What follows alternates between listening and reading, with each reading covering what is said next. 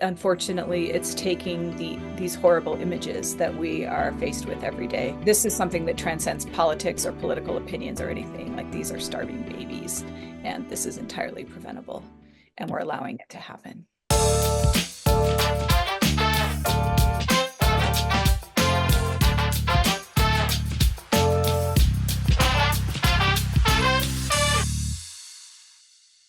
Unfortunately, it's taking these horrible images that we are faced with every day Yeah. of children and babies of skin and bones, even adults of skin and bones dying. To see these over and over and over again, knowing that it's man-made, knowing that there's like so much food just, within a few meters of all of these starving people, and they don't have access to it. I think that's finally what has force the world to pay attention and to no longer have the arguments to defend it in any way. I Yeah. think when you're seeing starving babies and the food is right there. Yeah.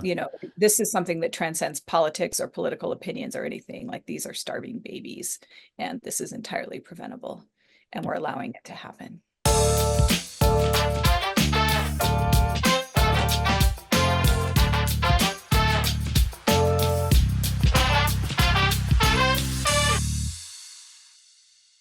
Welcome to the Impact Nations podcast. My name is Tim. I am your host, and today I'm excited to welcome back to the show Mercy Aiken. Mercy's a peace advocate. She's an author of a fantastic book, and she leads pilgrimages. She serves with the Network for Evangelicals for the Middle East, working to build understanding, foster reconciliation in the Holy Land. But she's also a strategic partner for Impact Nations. We have been working together to bring relief to starving people in Gaza for a year and a half now. So I'm really excited to welcome Mercy back to the show. How are you? I'm doing great, thank you. Still a little jet lagged. I just I got was, back from the Middle East, but yeah. yeah, you were in Jordan and then Egypt, I think, for a few days as well. You've been in Jordan for a while, though. So thanks for joining us in the midst of trying to get resettled and get over jet lag and all that stuff. What were you doing as you were traveling over the last few months?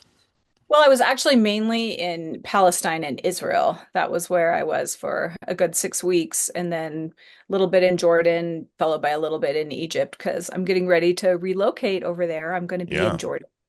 So I was doing some of the prep work that I needed to do.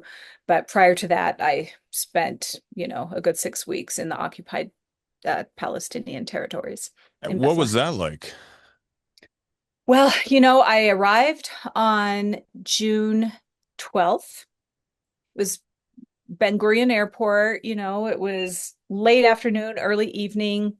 By the time I got my luggage, went through customs control, everything, got down to Bethlehem, it was nighttime. It was dark, so I went to bed and woke up the next morning and discovered that we were at war with Iran.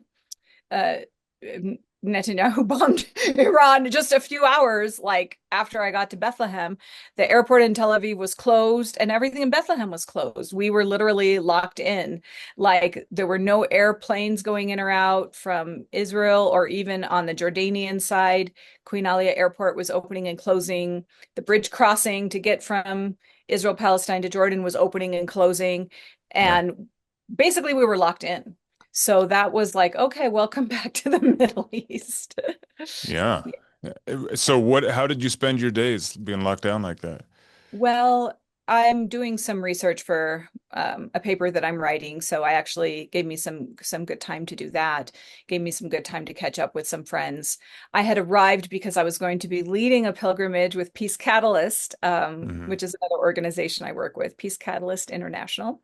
And this was to be our first pilgrimage. It was to be a pilgrimage for people to really see what's happening on the ground since October 7th, and more of just a solidarity visit.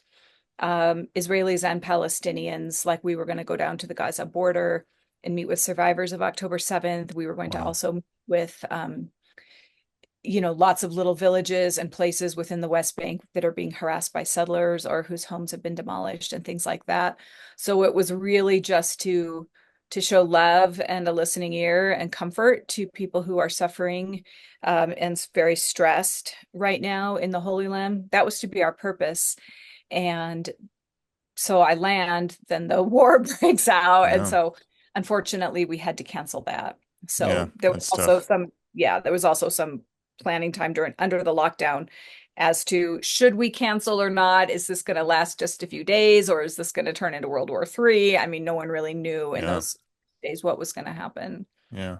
But Um, I want to make sure today we spend some time talking about West Bank, but perhaps just before we jump into that, let's talk about Gaza because it is a situation that I think is more familiar to our audience around the world. The situation in Gaza had reached a point just a few weeks ago, I think, where even some well-known Israeli groups had started using the word genocide.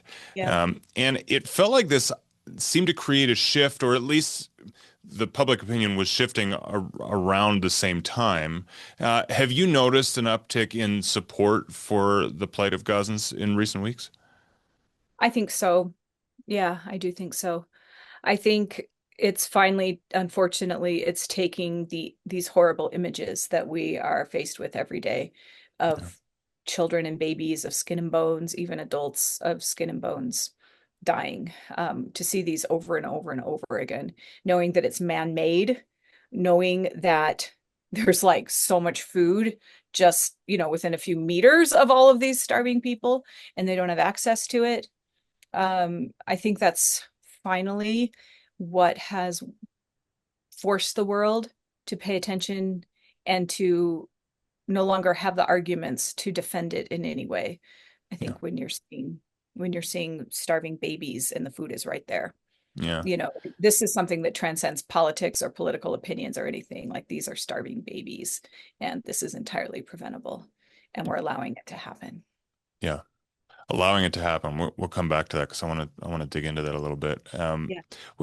You mentioned a few minutes ago that part of your original plans were to go and actually just be at the border with Gaza and actually spend time with victims of the October 7th attacks.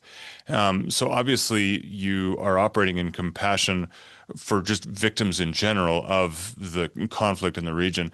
What do you have to say to those who have a hard time getting past a deeply rooted but also very reasonable opposition to Hamas and of course their actions on October 7th.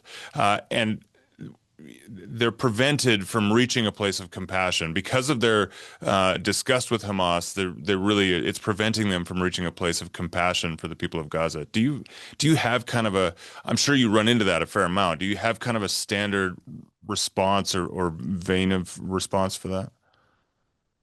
Well, humans are humans. No one can help where it was that they were born on this earth geographically or the Yeah. situation Hmm. which they were born in. And as Christians, I mean, to me, this is Christianity 101. We were taught in Sunday school to sing that Jesus loves all the children of the world. I mean, I don't think you can get more basic in terms of just a foundational truth of our faith is that the Lord loves and cares for and died for every single one of these people. So they're valuable. And that should be our first approach to every human being. I don't care who they are, even Yeah. if we perceive them as our enemies. We're commanded to love our enemies. We're commanded to love everyone. We're commanded to love our family, we're the Lord, our neighbors, our community. We're commanded to love the church. And hey, we're also commanded to love our enemies. Yeah. So, for people who say let them starve or they all deserve this, I don't think those people are thinking biblically. I don't think they're thinking Christianly. And I don't think they're thinking even with basic humanity or compassion. I'm sorry to say that so strongly, but I think if you can disentangle yourself a little bit from we have to remember there's always heavy propaganda during any type of war. And it Yeah. doesn't matter who we're fighting. You can go back through the centuries and look at people that we have been at war with and the way they were so dehumanized, so that killing them seemed like a righteous thing to do, or killing them seemed like the right thing to do. And this always flies thicker and hotter during wartime. And so the Hmm. Gazans are the people, the recipients right now of this extreme dehumanization to the point where people um, don't care. I think some people who bought into this sort of propaganda wartime view of looking at other human beings, they don't care if they live or die. They Yeah. don't care. They're not bothered by it. Um, but this is genocide. And I think there were a lot of people during different times of war or genocide who felt that same way, who in retrospect, even if they never changed their mind, their children or their grandchildren could see it and were ashamed at what their parents or grandparents supported. Yeah. And I think that's for sure going to happen in this case as well.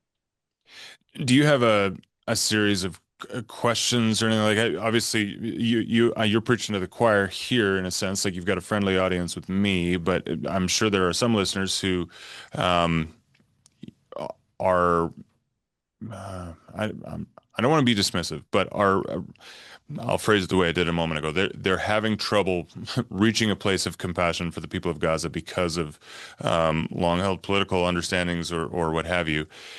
Do you have like in order to kind of get them to the place of, Christianity 101, as you said, do you kind of have some standard answers that are able to gently get them to the place of recognizing like, oh, actually, if we're going to be followers of Jesus, then it's going to mean laying down some of these deeply rooted beliefs? Yeah, yeah, absolutely. Um, Again, I think we just need to go back to being basic Christians. I think that our Christianity, at least in the context that I can speak for as a Christian in North America, it's been so polluted by so many idols that dot the landscape through here of nationalism.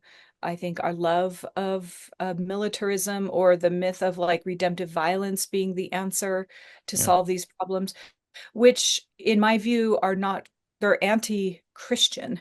I mean, I would say anti-Christ, but they're anti what the Lord came to call us to live into and to manifest into this world.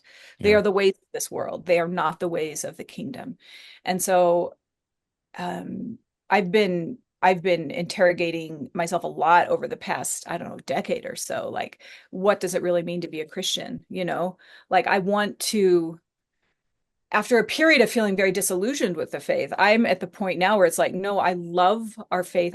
It is worth holding on to. It is worth living into all the more deeply. Like, I feel very passionate about this now. Like, this is what we have to do. We are in a world that is full of such overwhelming, perplexing problems that seem to be like beyond even our collective wisdom as to how to get out. And when I look at a lot of these problems, I myself don't know. Like, I don't know how we're going to get out of some of these things. But I have this confidence that if we as the church would at least really begin to take more seriously the teaching of Jesus, and I'm preaching to myself first here, you mhm, know, really live into this in this more fully abandoned way that I remember talking about as a young Christian and sort of revival circles and just like fully abandoning ourselves to the Lord. Um, I want to get back actually to that language and to that mindset. Like, I want to do that again from a different angle now, having experienced what we've kind of collectively gone through and what I myself have lived through and gone through living on and off in the Middle East over the past decade, which has completely upended my world. But it's like, no, I do believe that if we as Christians would truly follow Jesus into this, there will be answers that will manifest through that obedience, things that we may not even have thought of. yeah, Um, for the life of the world, for these perplexing problems that we're seeing, for the deliverance and salvation of people, for the healing of people, for the healing of the nations, you know, for the glory and beauty of Jesus to be made manifest in this world again. Not these yeah. shallow images of him that are projected through such shallow, tightly controlled political sort of iterations there that are not really his true image. Hmm. Um, yeah, so that might be some of what I would say if I was talking to a Christian. You know, a story is coming to mind just about genocide in general. Like when people say, we have to destroy all these people, we have no choice. They're all of them. They're just too bad. They're too ruined. Like one rotten apple has spoiled the whole bushel. We have to just destroy them all. I mean, if there are people who are really thinking along those lines, um, I I remember this experience that I had up in Scotland some years ago. I wanted to go see where George MacDonald, who's one of my favorite authors, Hmm. Scottish author. He was the primary influence on C.S. Lewis. I'm sure some of the people listening are familiar with George MacDonald. If you're not, go check him out. But anyway, he's one of my favorites. And so I had to go up to like the area where he lived. And in his family line, the MacDonald clan had almost suffered a complete genocide. What was Hmm. the battle? Was it I can't think of what it was called now because I hadn't prepped to tell you this story, so I don't Sure. remember. But he talks about it. It's known in Scottish history. The MacDonald clan, they lived up this little side canyon in the Highlands, and they were known to steal cattle from the British who were occupying them and maybe, doing surprise attacks. And they were wild and they were unruly and they were, you know, low-level criminals, a lot of them, at least from the perspective of the British. I'm sure from their perspective, they had a very different idea of who they were and what they were doing. But nevertheless, they said the world would be better off without the MacDonald clan. They're all shiftless, they're thieves. We need to just kill them all. Like the world won't lose a thing if we completely obliterate this clan from the face of the earth. And this was their plan. And so they went up dressed in disguise and they went and like dressed up like other Scotsmen or something. They were disguised. They were the British Army and they went and they were having dinner with them around their campfire and everything. And then they suddenly turned on them and started slaughtering them, and a few of them escaped. And I remember when I read this story, there was like a museum there in Scotland, like documenting this whole story. I remember thinking, like, that's the problem right there with genocide. Even if you think to yourself, the world would be better without all these people in Gaza. You don't know who's actually there amongst all of those people. Like the MacDonald clan produced George MacDonald, among Hmm. many other things. Like, all of the MacDonald clan deserve to live regardless. Yeah. But unless, but we would have lost George MacDonald if they had completed this genocide. His grandfather or someone is the one who escaped. And so he went on to, have such a tremendous impact in the church. And so when people are thinking genocidally, it's just so wrong. Like it's so Yeah. wrong. We can't even get our mind around the gifts that we have lost. Hmm. Um, when you think of the Holocaust, the Shoah, like the gifts of humanity that were lost in that, or Yeah. any other genocidal situation. And it's the same with Gaza. People don't know how beautiful the Palestinian people also can be. I think they're so dehumanized. It's so like the word Hamas is slapped over all of them as though they're suddenly nothing but like raging people who have nothing on their mind except murdering Jews, and they're not rational Yeah. and they can't be Well, salvaged. I They're often will hear people say, well, they voted for them way back when, whatever, you would know your history way better than I, but Hamas was originally elected into power at some point, and so the people will write off the entire people group as well. They voted for them, so they're all guilty. And right. um, And that last election took place before the vast majority of Gazans were even born. yeah, Like they have no say in who yeah, is governing. And Gazan people had their reasons for voting for Hamas at the time.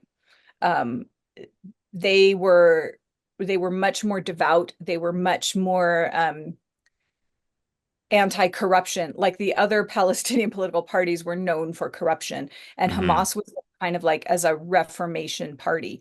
So a lot of people, and yes, it was in their charter, we have the right to use armed force, and yes, the language of their charter um, was something that would make most of our hair curl in terms of like how they wanted to deal with yeah, Israel.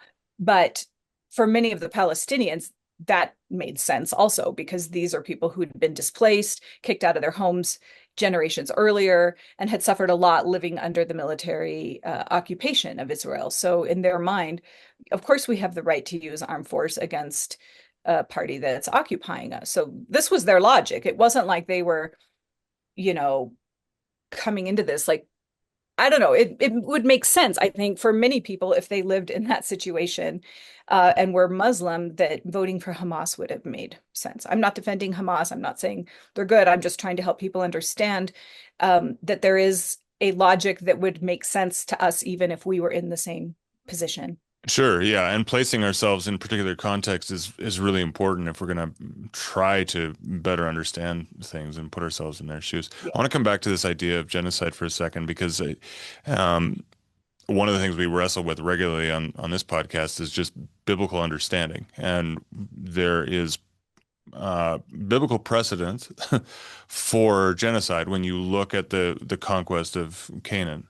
You look at Joshua crossing the Jordan into that region and then just being told just wipe everyone out. How do you personally, Mercy Aiken, how do you approach those texts, or do you just avoid them entirely, or what? How do you read those as you know, Holy Spirit inspired scripture that's in our canon, but on this side of the cross? Yeah. Well, first of all, I don't think that most of them are like literal history. It's taken me a while to come to this position. Like this would have Yeah. sounded very appalling to myself of, 20 years ago, maybe even 10 years ago. But as I've come to understand more about how the Bible was written, when it was written, and why it much of what was written in the Babylonian captivity when Hmm. they're looking back on their identity and they're trying to make sense of here we are in captivity. What have we done wrong? And the oral stories, that they had, but they began to write them down with a purpose. And I think many of these were stories that they told themselves about how to live in a faithful way, in a covenantally faithful way to God. Um, but they're not necessarily documenting literal history. And this, for example, this is the case if you are down in Jericho. There's no archaeological evidence of like these big walls of Jericho that came tumbling down, like the story as it's told in the Bible. And believe me, the archaeologists, that would be the prime thing they would want to find in Jericho. And people have been looking for decades for this. There's no Everyone that's honest about it knows this didn't happen. It wasn't like this. Mm. And so I think that these stories need to be understood more as a parable or an allegory rather than literal history, that God actually literally commanded people to commit genocide and that this is something that we can do today. So that's my first way of like reading these stories now. I read them more, and I know that might be uncomfortable for a lot of maybe more evangelical people who approach the Bible in a different way. It certainly would have been stretching for me to hear something like this, as I said in the past. But I think the more honest way to look at it that actually bears witness with what we have learned is that this isn't the heart of the Lord. Yeah. Another of course, then there's also just the hermeneutic of interpreting everything through Jesus Christ, Hmm. which is what I know some of my Palestinian Christian friends do, and also other Bible scholars here in the States. But if this doesn't reflect fully the heart of Jesus, this particular story, maybe we need to see it as a lesser light. Like Jesus is the full light of noonday sun. He is the brightest light. He is the clearest representation of the Father that we have. And everything before that was working its way towards, it was like light that was shining, true light, but it was moving towards the full brightness of the day, which is Jesus.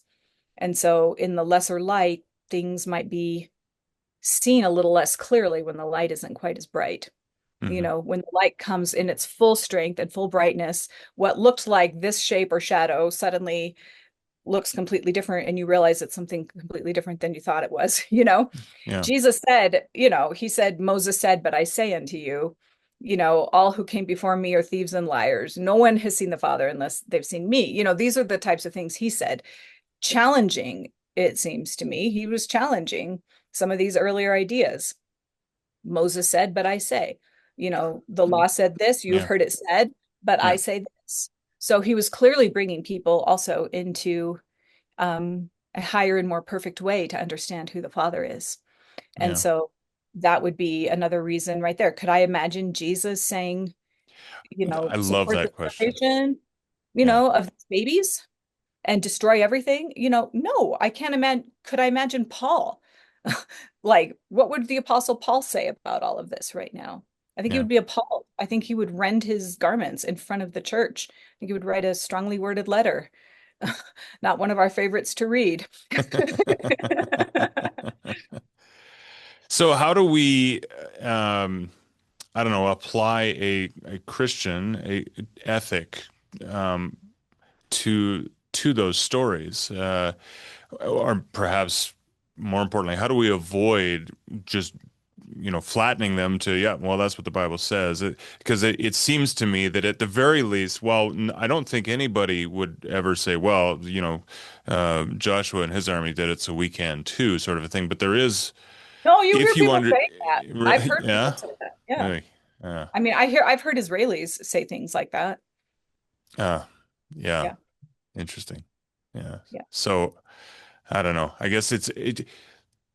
I know what you just said. Like it'll resonate with lots of our audience, but it will also make some of our listeners squirm, right? And that sort of thing did me for a long time. As you said, even 10 years ago, you would have had a hard time reaching that same conclusion. So I think first off, if you're hearing that, and maybe this is the first time you've heard somebody say something like that in terms of how to interpret those texts and maybe not read them quite so literally, if that makes you uncomfortable, that's okay. I would say just continue to explore it. Don't shut it down, but rather just, I mean, for starters, just ask the Holy Spirit for further revelation to shine, as you said, Mercy, a little more light onto that. Um, and then we don't need to rush that process. Like it's a process. Right. It's okay to hold a lot of things going. I don't really know what to do with that. And Yeah. that's okay, Yeah. because I do know where I find my life, and that's in Christ. Hmm. You know, so if there are some aspects of my Bible that I can't quite get my head or mind or heart around, I don't have to spend a lot of time in those places if there aren't, I don't have right now. Maybe at a later point, the Lord will say, go back and read it because I believe it's all valuable. I believe it's all there for a reason. I believe, like it says in Timothy, all scripture is God breathed, you know? So Yeah. I believe that it's there for a reason. But do any of us understand it all perfectly? No, no one, Yeah. right? Yeah. No one. Exactly. No No. one on planet Earth understands all of this perfectly, you know, but we get light from it. Yeah. Um, so yeah, keep Jesus as the center. Yeah. Keep Jesus And as the center. in those seasons when you're wrestling with those texts, I would say just go back to the Gospels and just reroot yourself, reground yourself there in the person of Jesus, um, so that you'll have your companion of Christ with you the next time you approach those texts again. Right. Right. Yeah, Behold, I've come to make all things new. yeah, There is there is a new covenant, there is a new life, there's something that is so much higher and transcendent that he brought to us, yeah. that if we're going to spend a lot of time in the Old Testament, if we're not doing it with him by our side, I would say don't bother right now. Like, Mm, don't go into that unless you're going to go into it with him. Or you yeah, can go into it just as a scholar to read it in a more dispassionate way. But if you're going to read it like this is the word of God, go into it with Jesus. yeah. Um, there's a lot of beautiful stuff in there that stands, like, you don't necessarily need to have Jesus help me understand this. It's just beautiful for what it is. Yes, Parts of Isaiah. I mean, there's just some incredible stuff, but there's also a lot of really problematic stuff. We do have a problem. I think the Bible can also be very, very, very problematic. yeah, And it's a good problem, though. yes, It's a it's a good problem that God has given to us, indeed. and he must trust us also that we Yeah, can work through it with him and find life in all of it. yeah, yeah. And trust the Holy Spirit's going to just be with us in the midst of that. And take your time. It's okay. We don't have to have it all the answers right now. Um, Mercy, what do we, just going back to the war, what do we need to know about the war in Gaza that we're not going to learn about in the news? I mean, you were there, not in Gaza, obviously, because that's not possible, but you were next door. You were in Yeah. the region. What are some of the things you've seen, you've heard that we're not going to learn about by watching the news, reading the newspaper, what have you, that you want to share with folks? Hmm. I had the privilege of running into this doctor the day I left Israel, Palestine, and I got to Amman, Jordan, and I was staying at this little hotel downtown. And I met this guy at staying at the hotel who was a doctor, a British doctor of Syrian background who had just gotten out of Gaza also that same day. Like, he left Gaza and I left Bethlehem at the same day. We both ended Mm, up in Amman. So we began talking and debriefing together, and I asked him, a lot of questions, like, help me understand, some of the things that I'd heard and hmm didn't know. So, for example, about like the Gaza Humanitarian Foundation, which is sponsored by the United States and Israel, which has been going on now for the past 6 weeks or 2 months at this point, maybe. Um, Supposedly this humanitarian thing that's there to feed people. Um, the way that it's set up, and I think we've talked about a little bit of this before, like there's a few distribution centers that people have to walk to from wherever it is they are. They're often very weak, tired, or whatever, get there, get the food, but they're being shot at on a daily basis at these sites. Yeah. I think that's probably commonly taught in the news now. I don't really watch the mainstream media news too much, so I don't know how they're reporting all of this. But one of the things that this doctor said to me is that it's from what he understood, he was there for 2 months. He said that it was not Hamas that was stealing the food. Like there was food that was being stolen and put for sale on the black market. He said it was mostly young men who were like parts of big families or clans who might be merchants. And so their job as a 15-year-old was to run and try to grab as much food as possible from this very disorganized, from what it seems, very disorganized Gaza humanitarian fund, where it's kind of almost like Hunger Games, like free for all, like the shots fired and everyone comes running in from all directions as fast as they can to grab as much food as they can, and then to calm the crowd or to put some type of control on it, they start firing into the crowd, like as though that's going to make everyone like suddenly behave themselves and get in line properly or something like that. So he said most of the people who got there first to collect most of the aid or take more than their fair share so that they could sell it, those were the ones who were most likely to be shot and either killed or wounded at these aid sites.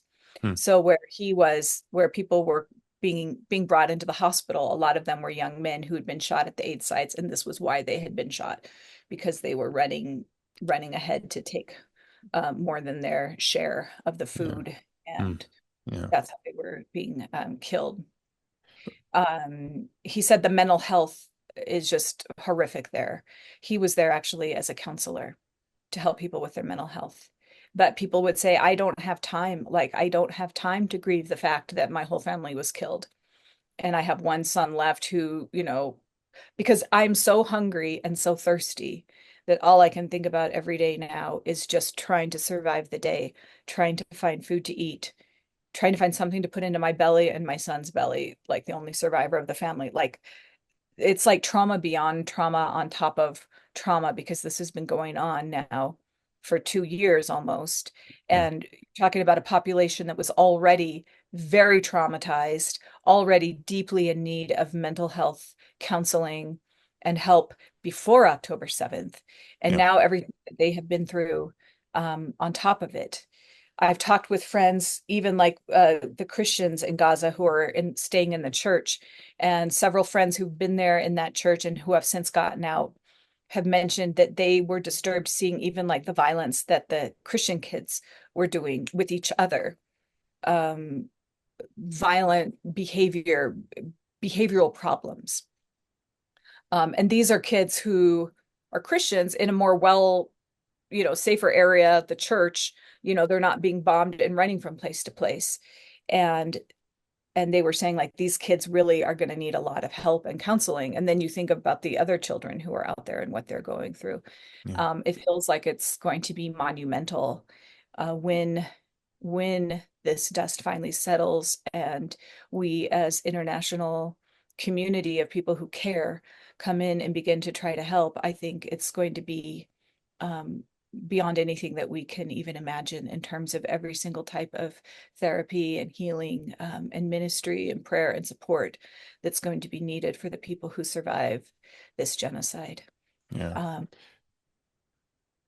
Um, Before we shift gears, just while we're talking Gaza real quick, can you maybe in 2 minutes or less, just talk about the Impact Nations partnership that's going on there in terms of our strategies? Because I think there's a lot we see in the news, as you mentioned, actually, like aid being stolen and things like that, not getting in. And so that's one of the regular pushbacks or questions we get at Impact Nations when we say, hey, we've done over 1 million meals in Gaza. And people say, yeah, right, I don't believe you. There's no aid getting in. I've seen the headlines. Do you want to just talk, just kind of brass tacks, what the strategy is for our team Yeah, there? yeah, yeah. So our strategy is to just purchase what we can find from the people who are still selling food. Some of it was probably gotten in, reasonable ways above board. Some of it may have been gotten from these kids who are risking their lives running for an extra bag of flour so their dad can sell it so their family has some money. You know what I Hmm. mean? Like Yeah. it's just a survival mechanism at this point. We buy what we can where we can when we find it, Yeah. you know, with whatever budget we have at that time, depending on how much money just came in, and what's there available. So at this point, it's mostly like macaroni, rice, maybe some lentils. Occasionally, we're getting bags of flour again. Sometimes we take bags of food. And again, I'll just repeat, this isn't food that we brought in. This Yeah. is food we are purchasing that's already inside of Gaza, that is still available for sale. It's at very high inflated prices. There are still people who are being paid in Gaza. This was another thing the doctor was explaining to me. Like there's Mm. a lot of people who are actually still like they're working for an international NGO, for example. They're still getting a regular paycheck, but the banks are all bombed. Like where are you actually going to get that money? So there was some type of money exchange thing where you get it through some kind of app. I didn't quite understand it, but all I know is that it's ripping people off terribly. Like it takes 40% of what they would have gotten or Wow. 50%. He said one time there was someone who was doing it for 35% and everyone was just going crazy to go try to get their money through this particular guy. Yeah. Wow. Um, so, but there is money. Like there are people who still do have money, and maybe a few people who have good connections, like with family or friends, or they have a good, strong GoFundMe or something, like they are getting money that's coming in. Hmm. But there's a lot of people who have no money, like they don't have any of these advantages. They don't have a job, they've lost everything. And so Yeah. for these people, buying food is impossible. The only way they're going to eat is if somebody brings them food. Yeah, And so, which is what our team is doing. And we saw which is a what, few which weeks is, ago when Jordan got a chance to go in and do some of those airdrops or whatever, they started taking some aerial shots as they were flying over, and you could yeah, see these massive kind of tent cities, if you will, with those kind of UN style big white tents and just massive clusters of them. That's where our team is spending a lot of their time, isn't it? Is in those yes, regions. yes, Yeah. yes. We're mostly just in the tents, our Yeah. team on the ground, because they also live in the tents. Hmm. So the people that we're working with, this is their life too. Like our team on the ground who is distributing the food is also being fed by working with us.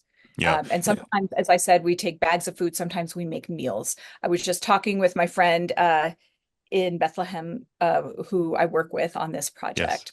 And she sent me some photos of like big pots of rice that they were cooking up and they were putting it in aluminum trays and delivering it like hot. And it looked like there was a little something mixed in with the rice. I couldn't quite figure out what that was. I'm sure it was not meat. It was something, Right. you know. Yeah. But so it's very, very basic, very, very Yeah. basic, but it's putting calories in people's belly and it's keeping them alive. For Yeah. a lot of the people who get this food, this might be the only food they get in a period of 3 days. This might be the one meal they get. Yeah. Like it's literally helping to save people's lives and keep them in survival mode, Yeah. right? I still get people asking, are you still doing that? Yes, we are still doing that. Impact Nations Yes. has been doing it for about 18 months. As I said, over 1 million meals distributed in Gaza since that time. And we will keep going as long as funds keep coming. We will Yep. keep providing food. And that team there, let's just be honest, those who are there in the middle of a war zone, as you said, living in those tents, just like the others that they're serving, and just giving of themselves throughout the month to be able to prepare these meals, purchase the groceries, and as you said, at times that can be dangerous. Just going down the street, people are taking Yes. shots and stuff. So at great risk to themselves, a great sacrifice, they're Yes. doing this, and so I They can't are, wait but one day to meet them. me too, me too. But one thing that we have heard from them is some of them have reported back, this is so healing for us to be able to do Hmm. this, even Wow. though it is risky, but for them also to be able to feel like they're doing something to bring a little bit of joy to someone else, like to be the person who shows up at a tent where people are hungry and like, here's a bag of food for you guys, and to see Yeah. the brightening faces of the little children or the responses of gratitude that they get, that's what keeps them going and keeps them feeling like they have survived for a reason, which is Yeah. what some of them have said. Like, I'm still alive, and I thank God because I have a reason. Like, I have something here to do to make a difference. So, yeah, I can't wait to Mhm. meet them too. Yeah, I love that. Well, if you're listening, watching, and you want to get involved, or get involved again, well, by the way, we've had like hundreds and hundreds and hundreds of people from all over the world giving for the last year and a half.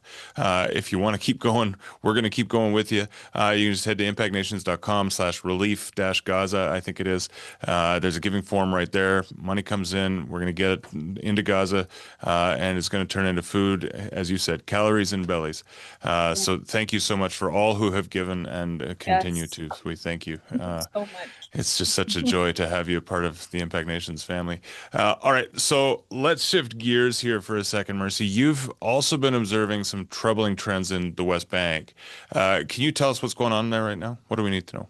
Yeah. So, I've lived on and off in the West Bank and Palestine and Israel. Like, I've come and gone from this land for a long time now. Every time I come back now, like maybe a year has gone by, I'm struck by how much worse it is than the last time I was there. And that was true before October 7th, and it's Mm, definitely true even more so after October 7th. So a few of the things that really just broke my heart this time while being in the West Bank was seeing how impossible life has been made to live. Like, it's almost impossible now to live there. And I almost want to use the same word that we are using about Gaza. It almost feels like you could, if you connect the whole big picture together, the whole thing is genocidal, because when you can't live and you can't function as a society, like, it's impossible. And I'll tell you why it's impossible. One is every town and village in the West has always had these metal gates that the Israelis have put in front of all of them, like the main road leading out. They can close it at any time and lock it so that traffic cannot enter or exit. And it's usually by a little Israeli military watchtower and a red sign letting Israelis know, if you drive into this area, your life might be in danger. These are the Palestinian built up areas called Area A. So, like, going in and out of Bethlehem, you always see this gate up at the top, but only once in a blue moon, in my experience, was it ever closed. But every once in a while, you see one of these gates closed. Okay. Since October 7th, hundreds of these gates have gone up, in addition to the ones that were already there. So now every single road that you would enter or exit, like before it used to be a hassle if you were coming up out of the main road, you went, oh, this road's closed. You'd have to back up, turn around, but you could find another way out and get onto the road to get to wherever it is you were going. Now, every single big road, small road, every single one of every possible exit in or out of any place where people are living, whether a town, a village, or even just like a little isolated farm, okay, in the West Bank. They're all gated and can be locked. And even during the Iran war, a whole bunch of new gates went up. So some of these roads have multiple gates. Like, it's not just gated to get out of the village, but you drive a half a mile, there's another gate. And there's so many more big cement blocks for flying checkpoints, in addition to the checkpoints that were already there. And I want people to understand these are internal to the West Bank. These are not checkpoints for Palestinians who are trying to go into the Israeli side of, Israel proper. This is within the West Bank. This is where the Palestinians live. This area is full of all of these road closures, and so you can't even plan to go anywhere. Like my friends, the Nassars, who live out in this farm, they call it Tent of Nations. They're this beautiful Christian family. They come into Bethlehem for church. They have a big sign painted in front of their gate that says, "We refuse to be enemies." mm, They are surrounded by all of these settlements who want their land. And they've been in this long battle because they have the ownership papers going back to the Ottoman days. So they have these papers, and so it's a little harder for the settlers to just steal their land, but they're trying. There's a whole lot I could tell about my experience with the Nassars if you want to talk about that. But to my point about the road closures, when we drove from Bethlehem to get to their farm, we passed a total of 7 either gates or flying checkpoint places, going on these winding roads. Like you can't take a lot of the roads that the Israelis take. You have to take these weird back roads and under roads and, strange roads. It takes a lot longer to get anywhere. But on this road, oh, there's another gate. There's another gate. Like, what do you want to lock this gate 10 times? Like, What are they looking for? Like when you get to a gate, if you're traveling by car and you get to a gate, what happens next? Do they want to see you have to turn around. papers or No, oh, no, there's no one there. They've just closed it. oh. So you can't go anywhere. You're stuck. Was this So, in response to any perceived threat, or is this really just very obviously designed to oppress and harass people? well, for the Israelis, they will always say security. That's their answer for everything, that every single Hmm. thing they'll say security. Okay. If you're moving a bunch of people like settlers into this territory, taking land and resources from people, taking their olive groves, taking their springs of water, yeah, you're going to need security because people usually don't like to be stolen from. They don't Mm. like their property being confiscated. They don't, you know what I mean? Yeah. So, yeah, security for the settlers. And also, though, it's a way to make life so unlivable for Palestinians because you can't go anywhere. For example, one day I went over to Taibeh, this little Christian village that had been burned by settlers. It's been in the news a lot lately. Um, it's the only 100% Christian village left in Palestine. In the biblical days, it was called Ephraim, and it's where Jesus retreated after he raised Lazarus from the dead, and people were clamoring after him. So in the book of Luke, it says he went to this little village, Ephraim, and he just laid low for a little while. Later, the town got renamed Taibeh by Salahuddin. Taibeh means like tasty or sweet, like, and he was honoring the village because the people there were very kind. So he Mm. said, I'm going to name this village Taibeh. It's this Christian village. It's been set on fire a lot. I mean, the settlers are coming in trying to take this village. They've already depopulated several Bedouin villages on the outskirts of Tibet, and all these Bedouin are now living inside the village. Another village nearby, a young Palestinian American, 20 years old, he was beaten to death. This also made the news because he's a US citizen when settlers came and attacked his village, and he tried to stand up to them and they beat him to death with clubs. And Mm. then while he was laying there dying, they refused to allow an ambulance to come and get him. And so he died. So all of this stuff was going on like while I was there. So I said, I want to go over and visit Tibet. I want to see what's happening there. And so a friend and I drove, and it's like you have to drive through this very notorious checkpoint called Container Checkpoint between Bethlehem, if you're going to Ramallah, or Tibet, that side of the West Bank. But we were lucky. The container checkpoint wasn't slow. Like we just drove through it. We got into Tibet. We saw the burned area. We met with the priests. We talked with people in the village and local farmers. We heard their stories. Then we came back to Bethlehem.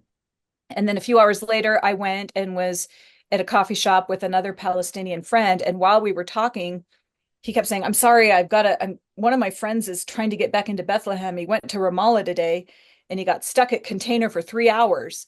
And I said, oh, we went that way too. And I said, we left at 9. He said, well, he left at 10. So when he got to the container checkpoint, he was stuck there for 3 hours. So he's running behind how we had been running. So by the time he was coming back to Bethlehem, the Israelis had closed every single gate to get into Bethlehem. Mm. So he was driving to one road to come home. Oh, I can't get home, so I have to go this longer way. Oh, that road is closed too. So he kept calling my friend Usama, like, do you know which road might be open or which gate? And Usama had this app on his phone with it just scrolls on and on and on, showing every single gate, and it's written in either red or green to let Mm. Palestinians know if this gate is open or closed. But imagine you say, okay, that one's green. So you're trying to come home. And then lo and behold, right before you get there, it turns red. Yeah. So now you've got to back up. So this was going on while there's a gas shortage. Like there's only a little bit of gas being allowed into the Oh, occupied that's not a territories. good combination. No, there's also people's water taps are running dry because there's not enough water. The West Bank sits over this aquifer, this giant aquifer, but it's under the control of the Israelis who do not divide this fairly at all. Like Palestinians get a tiny percentage. So you've got settlements that have grassy lawns and have like swimming pools and palm trees. And then you have these little villages where Palestinians are collecting rainwater on their roof to supplement the little that they're allotted from this aquifer. And it was a dry winter, it was a drought. So people did not collect a lot of rainwater. And so, because of this, the whole time I was in Bethlehem, every other day, someone would tell me, oh, we ran out of water at our house. So they're going to the grocery store and buying bunches of bottled water to take home, and they're using this to clean their bodies, wash their dishes, cook their rice. This is what they're doing until the next month, and then they get their little allotment of water coming again out of the tap. So all of this is going on. Like I could tell you many, many examples of people just traveling somewhere and then getting stuck there. Like my friend went to Hebron, and lo, they locked everything in they locked all the gates out of Hebron. So he was stuck there for a few extra hours before Mm, he could come home. So all this is happening. So there's no freedom of movement. So it gets to the point where nobody wants to risk going anywhere. And this sure. is actually a strategy, is to make life unlivable and to forcibly move Palestinians to move into these built up areas out of the smaller villages and places where the settlements are expanding like as fast as you can imagine. There's Can you houses. define for our listeners settlement in this context? Yeah, the settlements, they are a lot of people call them is illegal Israeli settlements because under international law they actually are illegal. You're not Hmm. allowed to, under international law, move your own population into a territory that you are yourself occupying. Nor under international law are you allowed to indefinitely occupy a place, decade after decade. Like normally an occupation is like 7 years or something like that. So this is a completely different situation, what's been happening here. So there's a lot of people think of a lot of these settlements, they're old, they've been around now for 30 years or something like this. Might think of it as just like a Jerusalem neighborhood or suburb, but they're actually built on confiscated Palestinian land on the other side of the Green Line area that was designated to be Palestine if there was ever to be a two-state solution. And so these settlements are going up all inside this area that was at one point supposed to become a state for Palestinians.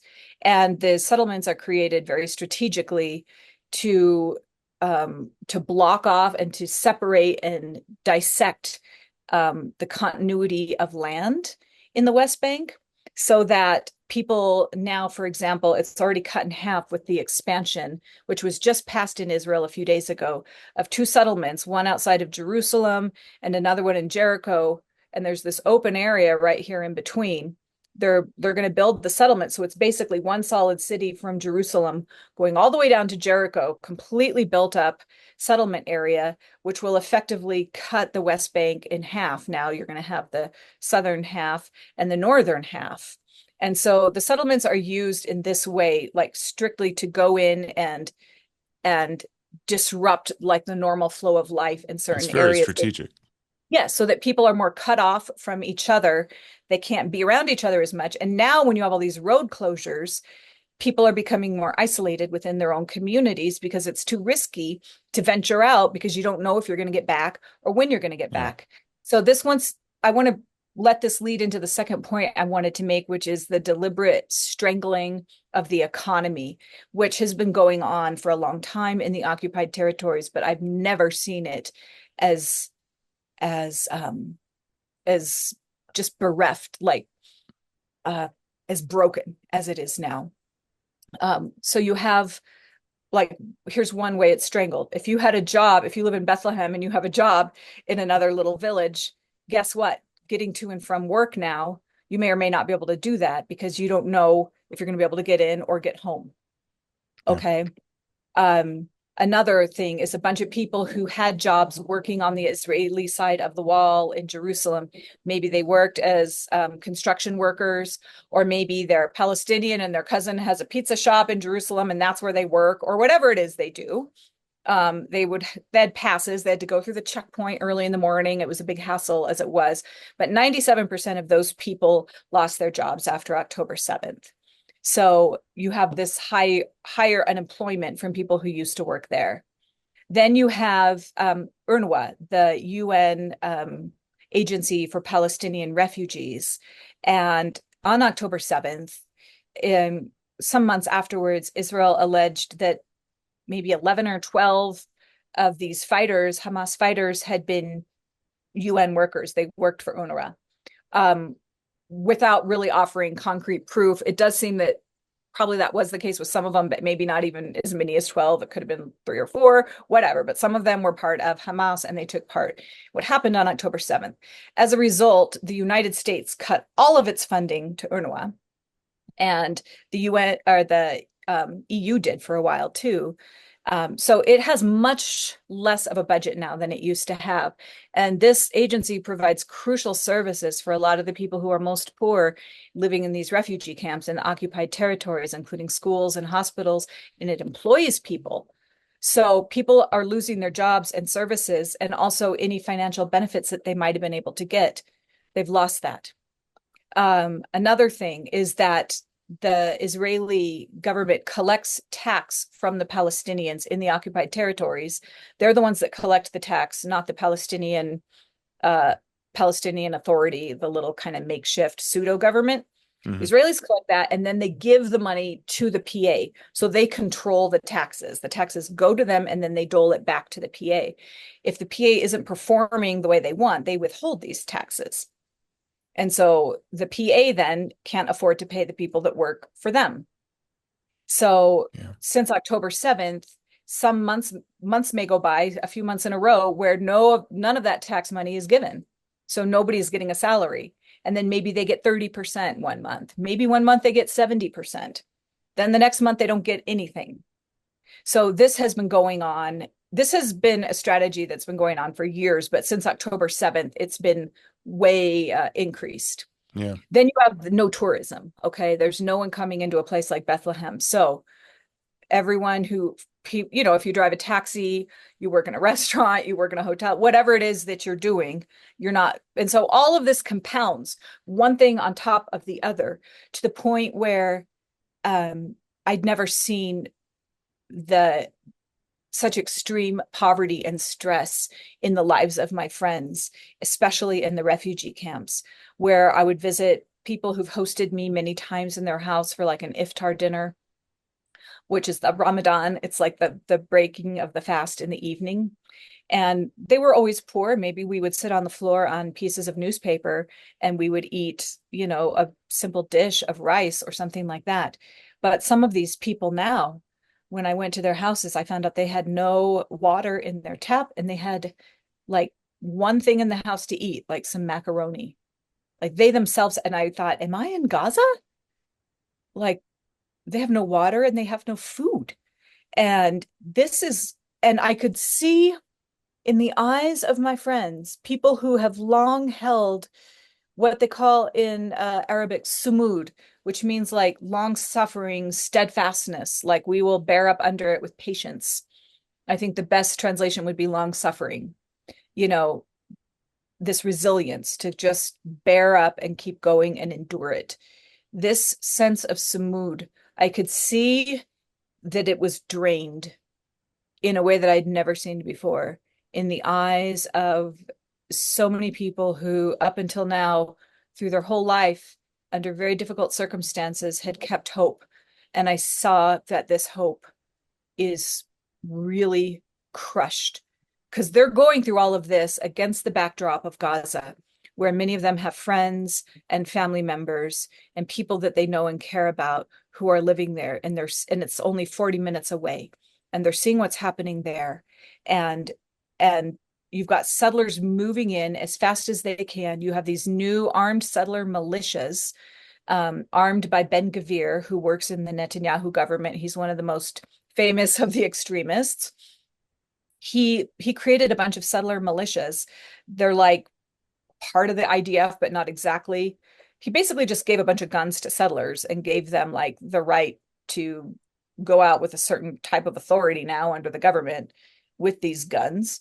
And I ran into some of these folks threatening my friends out on the Nassar farm.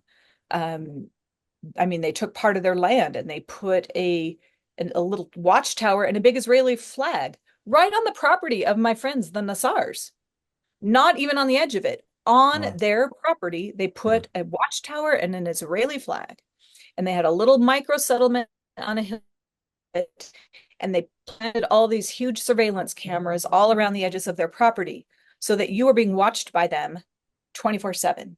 Yeah. And so we went walking along the edges, the perimeter of their farm. Amal, who lives out there, she's one of the family members, and she just wanted us to kind of discreetly see what had happened on their property. And this had gone up just in the past week, like while I was there, that had gone up.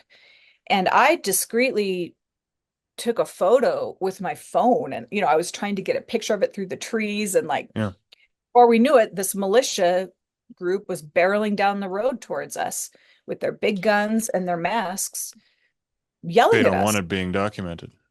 No, but it's like we can come on your property and do all this, and you can't even document that we're doing this, Yeah. and you can't resist it in any way. Yeah. You know? Let me ask you this question. We had our mutual friend Bradley Jerzak on the show very recently, and we were discussing anti-Semitism. And I'd love to get your input on this because as you're sharing these things, any one of us listening, there is a righteous indignation at the very least that rises up. This is not right, what you're telling us. And the problem with that is that taken to an extreme, it can lead to anti-Semitism, to a deeply held belief about an entire people group, which, of course, is just the opposite side of the same coin of what's being perpetrated against the Gazans and West Bank right now. How do I'll ask a two-pronged question. How do you, as an individual, fight against the temptation to kind of slip into that? And how can we, as Christ followers, be sure to guard against that and speak up against it when we see it? Mhm. Well, I think one of the best things, like they say, like if you think all Palestinians, for example, are terrorists, get to know some of them. Then you Hmm. might find that they're the nicest neighbors you ever met, who your biggest danger with them is they're going to overfeed you with too much hummus. And you know what I mean? Okay. Yeah. Same thing with Jews. Like actually get to know some Jewish people, and specifically some Israelis. Like, don't allow them to just be this nameless, faceless mass. And don't allow the whole group to be defined by the worst actions of the most visible elements of it. Yeah. I mean, that's basic. I think that's just basic in how we as humans should approach any other, Hmm. It's a good like, reminder, though. nothing here, nothing that I've said is earth shaking. Yeah. For myself, the first year that I was there in 2015-16, I found that I had a lot of angst because of the things that I was seeing and experiencing living amongst Palestinians. And like most Palestinians, my main interactions with Israelis were soldiers or settlers. So that's not the prettiest face of, you know, it's like violence is what you're seeing from them. Violence and control, intimidation, and unjust behavior and abuse. And so I found that whenever I would go over to the Israeli side of the wall, I felt angsty. I didn't feel comfortable. I felt a little bit scared of them. They didn't seem, they seemed brusque, and they didn't seem warm and friendly like the Palestinians. And I would find that when I went to the Israeli side, I just wanted to leave and go back. And I didn't like that I had this in my heart, and I didn't want this to grow into something more. And I was really praying and asking the Lord, like, help me work through this in a godly way. Help me work through this as you do. Like, help me love everybody. Like, I came over here to love everybody. I didn't come over here to just be a loudmouthed advocate for one side and make everyone hate this other side. It's hard because you want to tell the truth about what's happening. And when Yeah. you tell the truth about what's happening, then you sound like you're just, but frankly, I've only told you a tiny drop of the things that I could say. I believe that. Um, um, so, so finally the Lord, he reminded me of this. Like he took me into this scenario that if I had been raised Jewish, let's say, and let's say my parents decided to make Aliyah and move to Israel. when I'm a little girl. So I would have grown up there. And when I was 18 years old, guess what I would have done? Like every other young Join the Israeli, IDF. I would have gone into the IDF. I don't think I would have had the mental, emotional maturity or capacity to be a refusenik. There's always a few young high school students who are, and they have to go to jail if they don't join the IDF. Hmm. And those are usually kids who were raised up in a different way by parents, but most people, they join the army, they do whatever it is. And so I would have done it, and I would have tried to have been a nice soldier. Knowing me, I would have tried to just been a nice one, but I would have been indoctrinated into all of that. And I would have felt, and I began to look at the soldiers differently then when I began to cross through the checkpoint and I would see some young girl sitting there and I think, what if that was me? How would I want her, like putting myself in her shoes, looking at me like a foreign, here comes another foreigner. They're hanging out with Palestinians. They probably think that we're being brutal and mean. Well, who cares about them? Like they don't, like they would feel defensive. And so you would want that foreigner to come up and as they walked by actually see your humanity also and look into your eyes and talk to you like a regular human being and not just like some faceless dehumanized uniform. And so I Hmm. began to do that with the soldiers, like say shalom to them, like look at them and say shalom and smile to them and be human with them. Wow. And I began to realize that as that it began to change my heart somehow because I realized that by loving them or by showing them human respect, I was actually showing the same thing to myself as that would have been me in some other circumstance. Like I began to see this connection of like when you really see your neighbor is yourself or could be yourself in some other scenario, that could be me. Then you can love your neighbor as yourself because you're actually loving what could be you or would be you under some other circumstance. That could be me. And so you want to hold the humanity of everybody. And as I began to do that, I found, lo and behold, that the Israelis on the other side of the wall were just as nice and warm as the Palestinians were. I just hadn't noticed it because Yeah. I myself had so much angst. I was projecting out towards them. And Hmm. when that was removed, I could look at them as regular humans and without fear, without being afraid. I was afraid of them before. I was afraid that if I talked to them too much and they would find out that I was living with Palestinians, that they would hate me. So I didn't want to open up to them. If one of them would try to be chatty with me, I would be closed because I felt like I had to be guarded. And perfect love casts out fear. This is really what I found. Like when I stopped being afraid of them, I could love them. And I think that's also true for them with Palestinians or Palestine. It's true for all of us. Fear of the other does so much to prevent us from being able to love them or see their humanity or empathize with them in any way, even if we completely disagree with their actions or the things that they're doing. That could be me in some other situation. So I have to love myself. Like by loving them, I'm also loving myself. Yeah. I'm because we're all interconnected. I don't know. That's how it came together for me anyway. Yeah. And so after that happened, I began to make friends, Israeli friends. And this is the final point that I'm building to. It's the Israeli friends that I have made.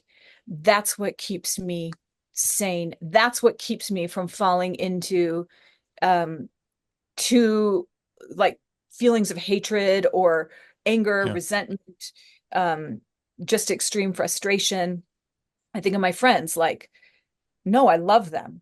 There are some of the most amazing people I've ever met are Israeli, brave, strong, compassionate, mentally and emotionally courageous, very high standards of ethics and morality, like in a way that makes me go, ooh, you're inspiring me to be a better Christian and a better person, the Hmm. way I'm seeing you live your faith and your Judaism or just your humanity, Yeah. even if they don't necessarily practice. Um, I feel like situations like that bring out either the very best of humanity or sometimes the very worst of humanity. And so you see more of those extremes everywhere in Yeah. Israel and Palestine, both amongst Israelis and amongst Palestinians. You will Yeah. see people that are so like refined in the fire They may not be Christians, but these are people who are refined in the fire. They have passed through fire and they have come out on the other side with more compassion and just fierce dedication to Wow. the work Yeah. of justice and healing and reconciliation. It's astounding. Hmm. And so I would encourage people, like, there are many Jewish voices. They may not be the most mainstream ones, but they are Jewish voices who are taking very courageous stands, even against this genocide that's going on in Gaza. I think we could look to many Jewish Americans as ones who have led the way in terms of making costly solidarity and sacrifice and boldly speaking truth Yeah. out of a very strong, clear, ethical, moral position, and we could learn from them and follow them. So get to know Jews. And even if you don't agree with Zionism, I do not agree with Zionism, but I can still be very sympathetic to it. And I could imagine that if I was Jewish at a time living in any time period from the 1880s, when, in Eastern Europe, all the way up until now, I think if I had been Jewish, I would have wanted to make Aliyah and move to Israel. I would Hmm. have, that would have been appealing to me. And I would have done it, I'm pretty Yeah. sure. So I don't, when I remember, I remind myself of these things because it helps me hold the humanity and the logic that they have within themselves. Like I spoke earlier about the logic that Gazans would have to vote for Hamas. There's also logic behind what you see happening that makes sense to both of these communities where they Yeah. are. Yeah. Yeah. Um, I think you've already in part answered this question, but I'll try to tie it up into a neat little bow as we finish today's conversation. I always like to, if possible, kind of leave people with some action steps, if you will. If people want to extend compassion to Palestinians, whether that's in the West Bank or Gazans, they can certainly, we talked earlier, if you want to extend compassion practically in Gaza, you can do that through Impact Nations. We'll leave a link in the show notes here. But some of our listeners are no doubt asking themselves, what else can I do? Um, Mhm. what do you say to those who mourn for the situation? They want to participate in changing hearts and minds. Ultimately, they want to put a stop to this war, to these tensions, to the genocide. How else can people participate in making peace? Yeah, gosh, there's so many things that we can do. I would just say start by educating yourself, like really learning. And I think a lot of people are in that place right now. I feel like there's a real steep learning curve, and a lot of people who didn't used to pay attention are really learning. So I would just encourage people to really do that. If you, especially, some people say you focus on the Palestinian side so much, and I say because this is the side that we haven't heard, we haven't seen. These are voices that have been more marginalized. There is a reality that is happening here in the occupied territories that most people have no idea. And it didn't Hmm. start on October 7th. This has been going on for decades. So if you want to love Palestinians, listen to them. Do you know what a gift that is? Hmm. So many Palestinians have been so marginalized, and I'm talking even just our brothers and sisters in Christ. I don't know any Palestinian minister who has not been invited and then disinvited to speak at a conference because someone found out a Palestinian Christian was going to be there and they threw a big fuss and donors said we're going to withdraw our funds, or the church said it would split or something like that. So they get disinvited. This happens all the time. Thankfully, that's beginning to change. I think people are beginning to listen more to Palestinians, but I would say continue to listen to them, especially Palestinian Christians, but listen to Muslims too. There's a lot that we can learn from Muslims. There's a lot of incredibly nonviolent, most gracious, peace-oriented, loving Muslims, that I have also met. Listen to them too. Um, Listen to the Jewish people, especially those who are working for justice and peace. Listen to what they're saying. Listen to the people who are laying out what the problems actually are, not the people who are trying to deflect or minimize. That's not going to Hmm. help anybody. I think we need to be very, very honest about what's going on. Like we need to be very honest about the diagnosis. It doesn't help somebody, for example, if they have cancer and you don't tell them exactly what it is and how fast it's moving and where it's located and explain to them what you have to diagnose this problem. And this problem has not been correctly diagnosed for so long by people who want to keep this dysfunction going because of what they're achieving through it. Look for the people who are telling the truth about the reality on the ground. That will only benefit Palestinians and Israelis because it's only the truth that makes us free. And of course, the truth is Jesus. But in this even reality, though, if we're living in some type of lie or some type of reality that's been twisted, you cannot flourish in life. We need the truth. We need the light. We need to see what is actually happening. And so I would encourage people, if you can, come over to Israel, Palestine. Come and see for yourself. I'll be leading another pilgrimage this spring with Peace Catalyst in conjunction with Christ at the Checkpoint. Come over to Christ at the Checkpoint. Meet your Palestinian Christian brothers and sisters in Christ. Hear what they have to say. Wrestle with them. This reality that they are forced to live in light of the gospel, and let's wrestle together with this. Yeah. I would also invite people to there's a conference just coming up next month. It's called Church at the Crossroads, kind of modeled after Christ at the Checkpoint. It's going to be in Chicago, the 11th through the 13th.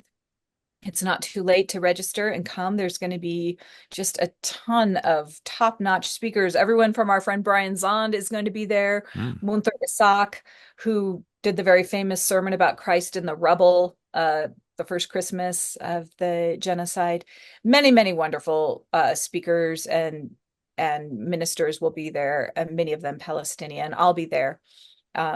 So come and learn and meet other people within the community, the Christian community, and Jewish allies, Muslim allies, and others in the land who are working. Like, come and join, be a part of something. You don't have to just feel like you're isolated on your own or just trying to figure out what to do. I can guarantee in just about any community, there's going to be some people who care about this issue, and you can meet with them and talk with them and learn together. And then another thing we can do as Americans, I mean, we can make our voices known in our democracy, right? Yeah. You can contact your representatives and let them know how you want them to vote or not vote, with certain bills that are coming up, and make your voice heard and pray, make your voice heard before God, Hmm. you know. Yeah. Yeah. Hmm. That's really helpful. Thank you. How can people follow along to make sure they're getting updates from you and things like that? What's the best place to do that? Well, I'm pretty active on social media, Facebook, Instagram less so, but Instagram. I also have a Substack. Mercy's Substack is my blog. Um, and so those would be some easy ways that they could follow. I also have a newsletter for people who want to follow like more closely it's more personal, but just with the ministry work that I'm doing. I send out something maybe once or twice a month. Mhm. If someone's interested in that, you could let me know. I am relocating to Jordan later this year, and I'll be positioned there to do a lot more of our work with Peace Catalyst, interfacing and building up our work there in relation to Israel, Palestine. Yeah. Awesome. Well, Mercy, Okay. thank you so much for being with us today. This has been enlightening, challenging, at times disheartening, but I'm glad we were able to finish off with some ways that people can get involved in being peacemakers. So thank you for leading the charge on that, being a part of that community, and telling us all about how we can do it. We will be absolutely praying for you in the months to come as you make your shift to Jordan. And folks, if you've enjoyed this, we do the Impact Nations podcast every single Thursday on YouTube or whatever audio podcast app you like to use, Apple or Spotify or what have you. We would love to have you as a regular listener. You can subscribe. If you're subscribing on YouTube, the bonus is that we also release just little videos of lives that are being transformed by the Impact Nations family all over the world. We're seeing God do some incredible things in Gaza, yes, but also all over Africa and Asia. And so we'd love to tell you about that. So be sure to subscribe on YouTube and hit the little bell so you get notified of new stuff. And every week we're here on the Impact Nations podcast talking to really cool people just like Mercy. So check us out every single week. Mercy, thank you for being with us today. Thank you so much for having me. It was great to chat with you, Tim. It was a blast. We'll see you all next week. God bless.